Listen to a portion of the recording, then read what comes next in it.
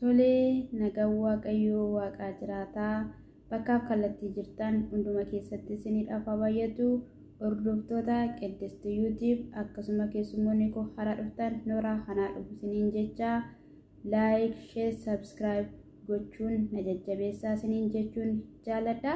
Gooftaan baraaf jireenya keessan haa eebbisu. Akkam jirtume nagaa keessanidhaayi. Inni madda nagaa keenyaa ta'e egaa uumaa keenyadha. Maqaan isaa eebbifamuun isiniin jedha.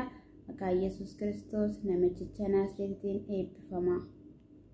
Babbareenni kee yaa lafaa gammachuu hundeen qabne badhaasaa galgala garuu du'a galaasaa. Okkolfaa sifaana imaluuni biyyoo kuulee jajee ol kakaasaa lubbuu gara sigoolitti calaasaa. Namni maaliifi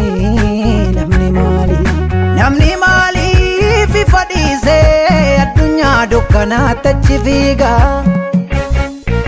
Godoo jaaruuf dafqa buusee manasaa galgalaa maaliif diigaa.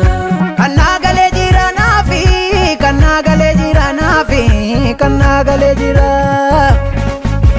Ijoon uumama jaan mul'atu kun gubachuufi dorgommiin koo jireenya bara baraa argachuufi gonfoo warra mo'anii fudhachuufi dorgommiin koo jireenya bara baraa argachuufi gonfoo warra mo'anii fudhachuufi. Harka ormootti baroome abaabaa koo danda'e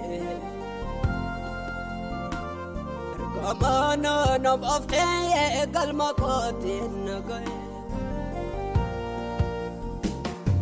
Ormotte barome abaabaa koo danda'e